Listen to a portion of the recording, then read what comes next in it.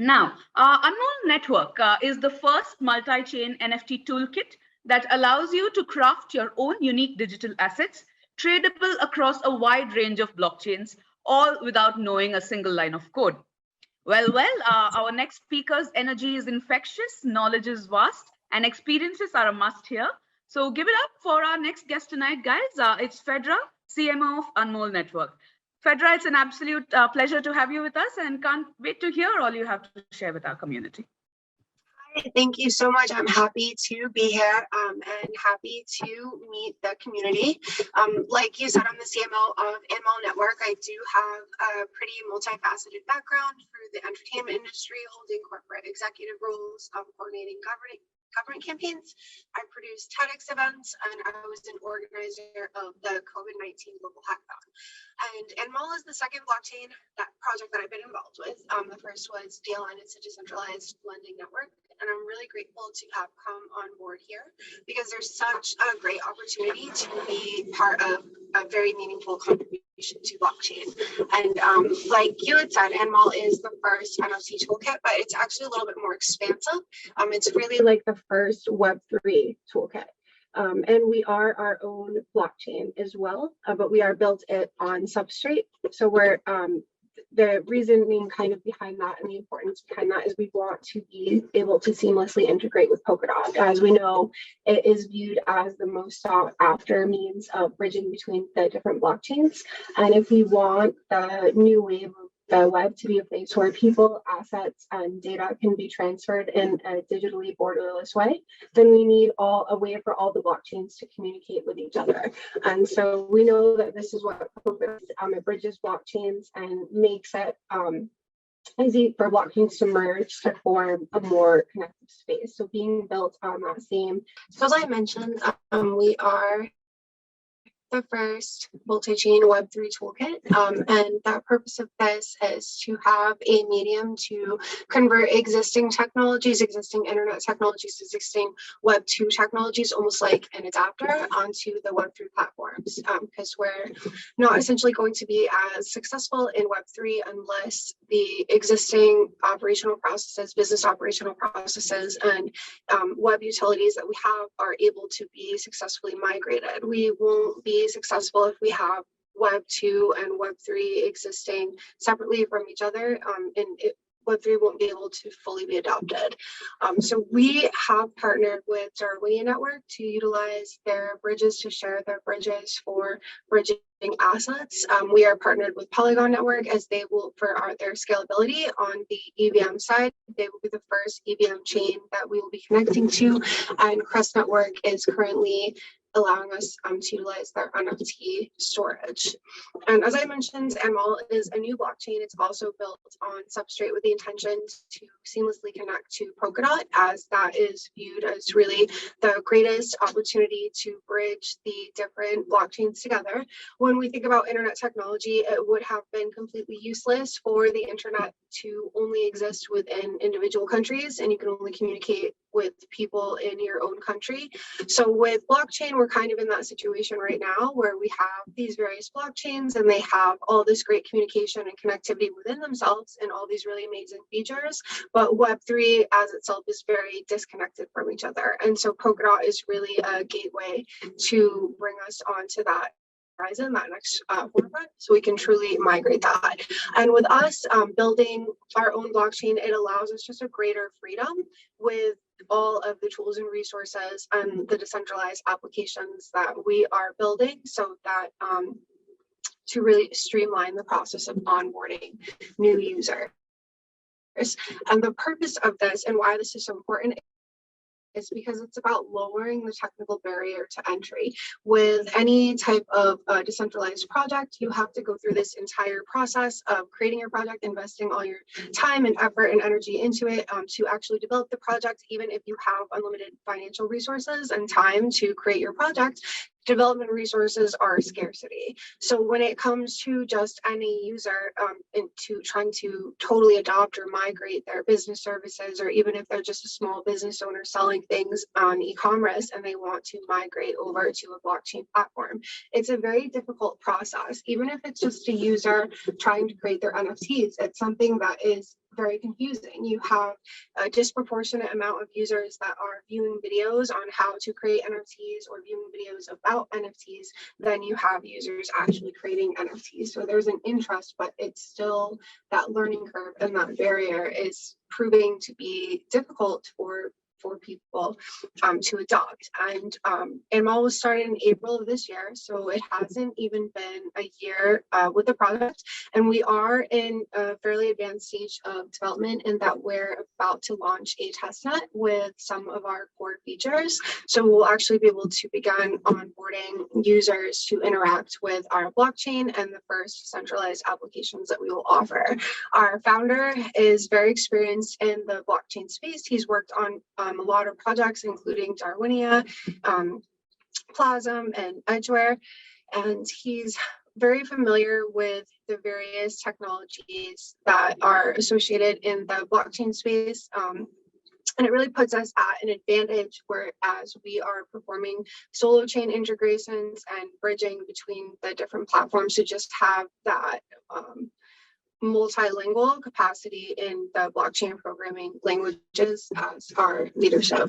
And Anmol is something that was really important for cant to start, just to have things to be more accessible, because right now a lot of these blockchain technologies and these really cool things we're doing, they cannot go mainstream. They're a scarcity, they're a rarity, and it's because of the accessibility issues. And when you look at percentage of people that use the internet versus percentage of people that use blockchain, it's extremely disproportionate. And it's just because the use cases beyond gamification and investment, the difficulty to create new use cases for blockchain technologies is such a steep learning curve. So as I mentioned, we are building our own blockchain, and we'll be bridging to a myriad of other chains. We will be crowdsourcing for substrate-based projects like Polkadot, and we are in talks for a partnership to allow us to use a parachain slot on Kusama. We are already partnered with Darwinia.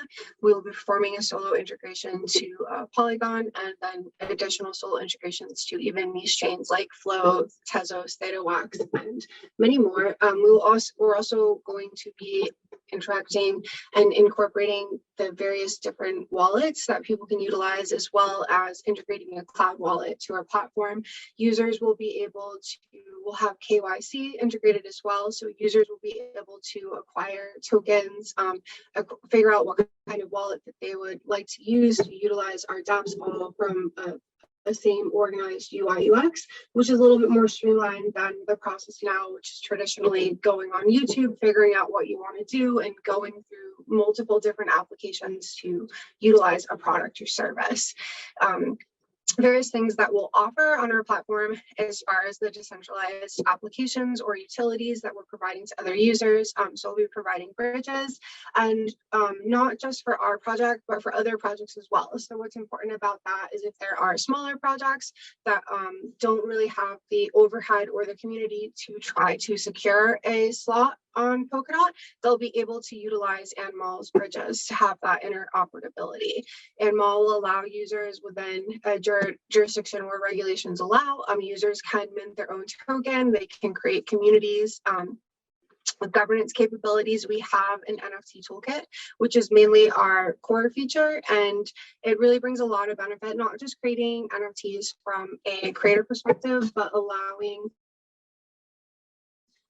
other utilities and use cases to be taken advantage of for NFTs also.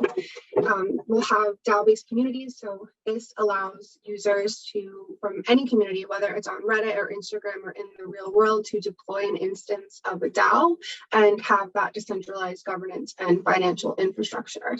As well as we have molds, which are basically like custom NFT upload forms, or you can think of it like a WordPress or Canva for NFT, where you can really create anything that you want, and you're not limited by just going onto a platform and having that same upload form, no matter what your level is, either technologically or artistically, and having that same user experience. This is going to allow users to really do anything that they want with NFTs, whether it's logistics or sell tickets.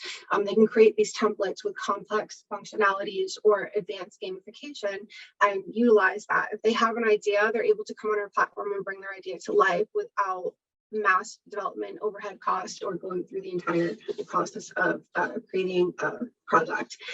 So one thing that I came here to talk about is really just the problems that we face as a project, but just the blockchain industry overall. And it is something that we're seeing definitely a movement, a migration, especially this year, where people are very interested in NFTs. We're seeing companies like PayPal integrating cryptocurrency like Venmo. We're seeing large brands like Nike integrating metaverse properties to their collections. We're seeing more and more high-end designers utilizing NFTs. So it's something that is rapidly adopting, but we're still just in the very beginning. So in order for us to really be successful, most countries have less than 10% blockchain adoption. And this is on a worldwide, with an average number being about 5 to 6% in countries where they're even able to utilize blockchain services. So we're still in a very early adoption phase of blockchain. And the challenge really that any project is going to face is crossing over this chasm. And it's when we're actually moving blockchain utilities beyond the investment of tokens. And I know it's something that the users are very excited about. So many users came into the space this year just to invest in tokens such as Shiba, Inu, and Doge. But in the long run, that's not going to be sustainable for the overall adoption of blockchain utilities. We have to start converting existing business processes, existing Web 2 functions to Web 3 so that we can get a majority of users utilizing blockchain services. So this is a challenge that not only we face as Anmol, and this is something that we are working to try to solve specifically as a project, but it's something that all projects are going to face. And the other problem is really, as we're moving across this adoption life cycle, the market share is it's becoming saturated. So right now, even though we're really advancing and we're innovating and we're coming out with so many new projects, especially new metaverse projects, it's very saturated in terms of we're still sharing the same 6 to 11% of the population, which has doubled again this year. But for the past 10 years, any blockchain crypto projects, they're sharing those users, and the resources are scarcity, and it's very expensive and inaccessible.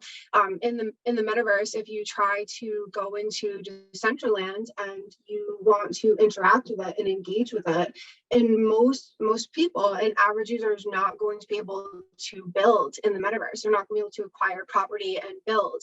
The metaverse is becoming more expensive than the real world. So whereas people are able to be sustainable in the real world and have a home and have clothes, in the metaverse, they're not able to do that. There is essentially, most people in the metaverse are they're homeless. They don't have any virtual land. They don't have any virtual property. If at best they can observe what's going on, but they're not really able to participate in it.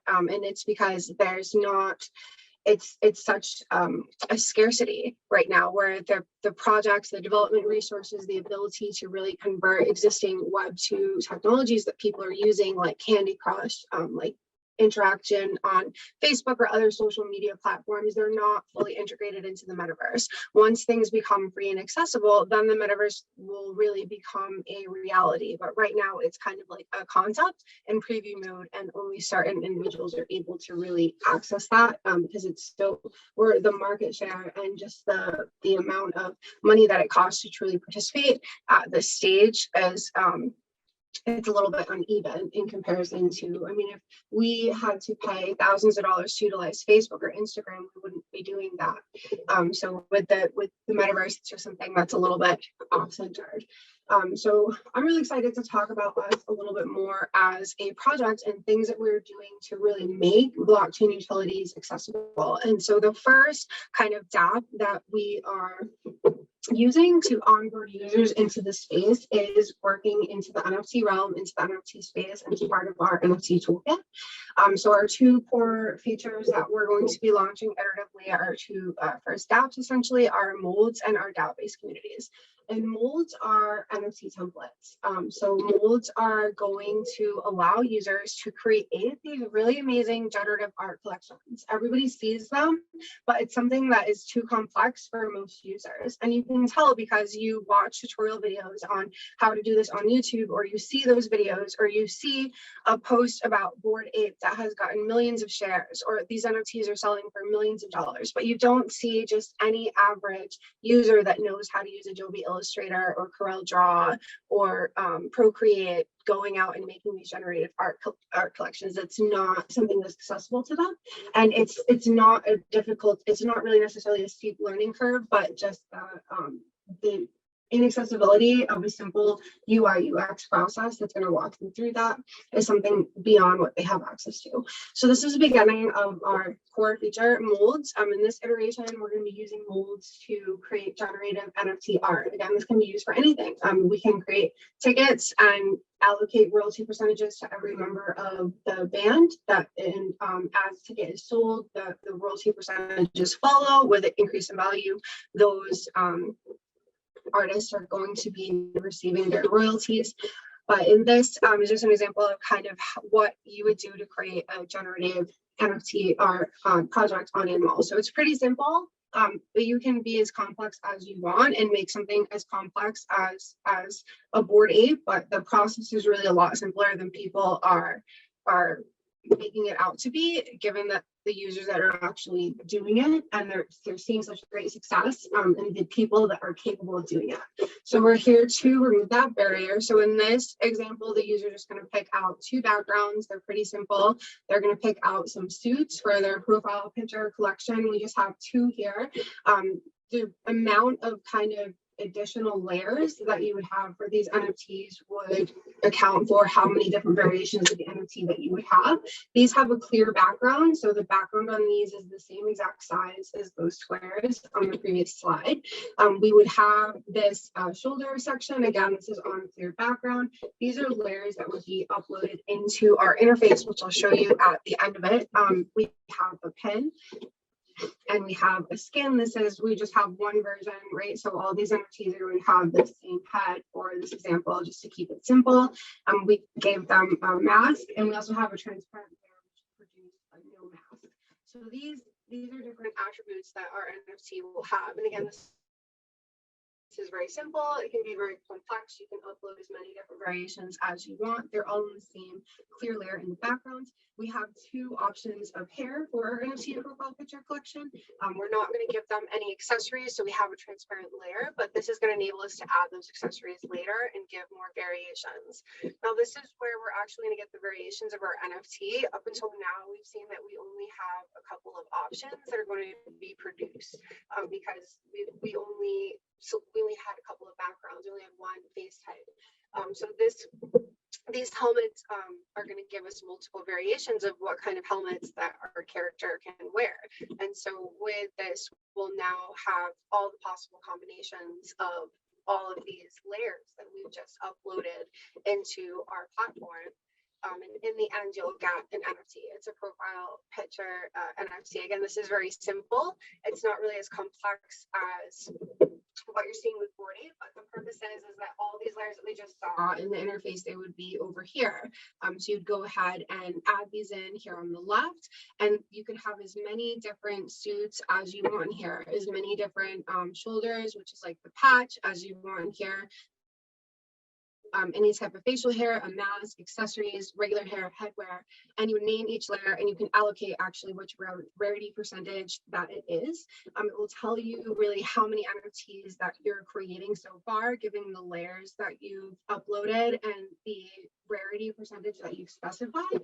And on the right, we have a preview window. So if you just want to kind of select a various combination of these attributes and view an NFT and see how it's going to look before it's randomized, just to check it out, or for quality assurance to make sure that everything is merging correctly, you'll be able to visualize that. And then the NFT is minted. Your entire generative collection is minted. And the more different properties and that you add, in the more layers that you add into the system, the more NFTs that you're going to be able to generate. So this is something that we are so excited about because so many users want to do this, but they are so overwhelmed when they see these collections and they see that there's 7,000, 10,000 NFTs. They're an artist and they think, oh, how long is it going to take me to make 10,000 different versions of this?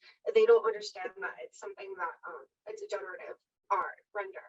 And there's not really an accessible platform or any assistance to help them go through the process. Some of these users, even getting a MetaMask account and using OpenSea is very difficult for them. They can be a traditional artist with 20 years experience, but figuring out how to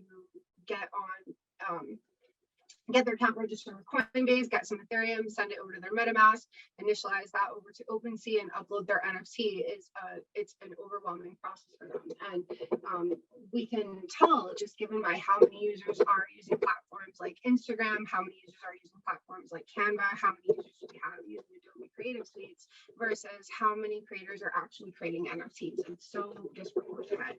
So this is we're really excited to release this, and this is actually coming really soon. It's in late stage of development, and we're actually accepting right now pre-applications for our ambassador program. So if you're an NFT creator or you're interested in creating a generative NFT art collection, you can contact us either hello@anmol.network or on Twitter and our Telegram and apply for our ambassador program, where you'll actually be able to access the features early before the platform releases and create your generative art collection on our platform. So this is probably what we are the most excited about right now. And the next iteration will also be our other feature is DAO-based communities. And why that's so important is communities are such a strong background of society, and especially where you have Reddit communities, you have Facebook communities. If you look at what did happen with Sheeb and what did happen with Doge, and those that was the result of communities. What happened with even in the stock market this year in the USA due to communities. Communities are very powerful. And when we're building community for our blockchain, even when we're building our community for Anmol, there's no really necessarily need to go out and build these specific new communities. The communities are already existing, and it's a very great benefit for blockchain overall to find a way to engage with these existing communities and empower them to exist and have presence in the Web3 space. So this is another feature that we're really excited about. Imagine if every community on Reddit has deployed an instance of a DAO, and they take all their followers. There's an easy, streamlined UI UX to get them onboarded into the DAO. They're able to utilize tokens that are Anmol tokens. They're able to utilize tokens from other platforms. They're able to mint their own tokens, giving liquidity to their community or to their brand. They're able to mint branded NFTs or generative art collections using those molds. So there's a lot that just any user can do. And again, these are only 2 dApps that we'll be featuring on Anmol that I'll talk about for the purpose of this presentation. But we will have a full suite in our NFT toolkit, as well as other decentralized applications on our blockchain that are all for the purpose of fostering interoperability and accessibility to general end users. And really that's something main that we're doing in terms of the next upcoming features and just a little bit about our project.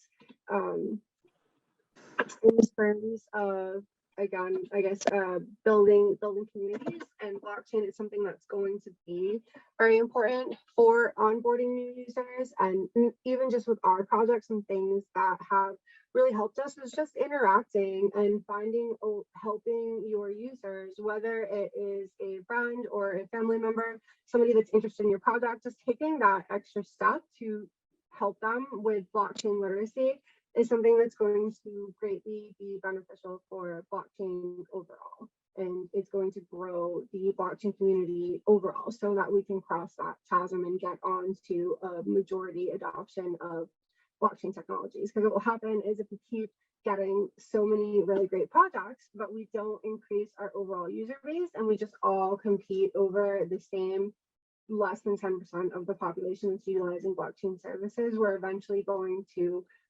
the resources that are available from the global financial infrastructure to be utilized for blockchain or crypto, that's going to become diluted, and the projects aren't going to be able to see the same success in their tokenomics or really thrive and successfully migrate into that web, that kind of the forefront of the Web3.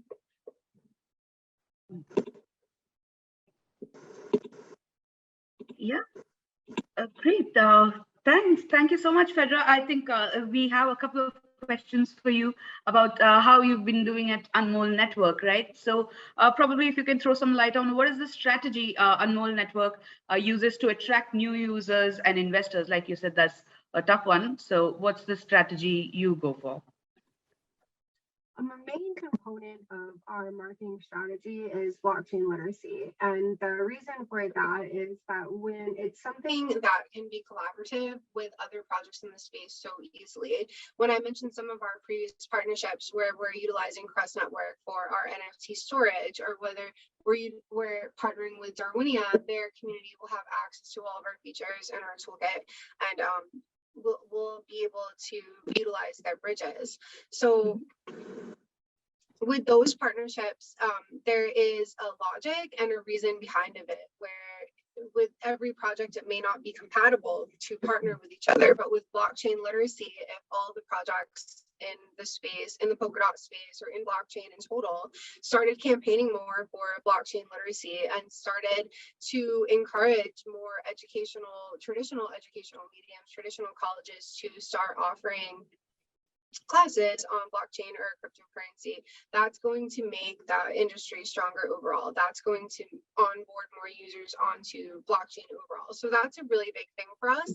Like I mentioned, our ambassador program, we'll always be having different programs or different opportunities to interact with us and to integrate our technologies and our decentralized applications into traditional artistry, traditional communities, traditional businesses. So that's something it's more of a grassroots effort to really get these businesses integrated. Because once we do, and once just like with Nike developing a metaverse line for shoes, once more brand names start utilizing blockchain technologies, it's going to become more of a common and acceptable knowledge. And that's also going to lift up on regulations.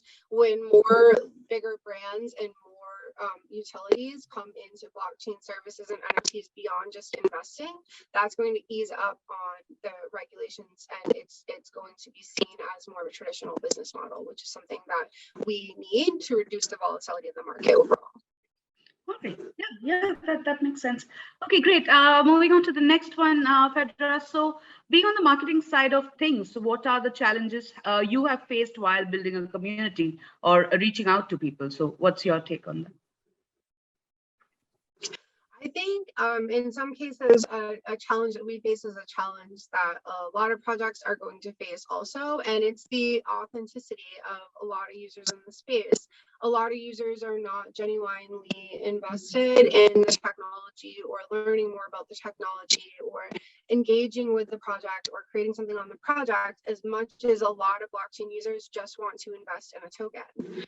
So when that happens, it's hard to really get a community that's committed for the long term and really excited about the project. It's much easier to get users really excited about a token launch as they see it as an opportunity to monetize in their investment. And so it's that's a challenge that not only we face, but that I think every project that is going to eventually have a token is going to face. And it's just getting that really engaged user base. And so for us, we want to offer people something that's exciting, that makes their life easier, that makes creating NFTs an easier, more fun process, make them feel empowered, like they can do anything. And that's something that we're striving towards, to kind of overcome that challenge where a majority of users of blockchain technologies are investors.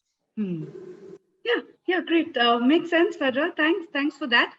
You make it sound pretty amazingly simple, and you sure have my interest higher than before. We would love to stay in touch and do bigger things together, especially with the Substrate developer community out here too. So yeah, thanks. Thank you so much, Phaedra. This has been absolutely great. So you can. Thank you.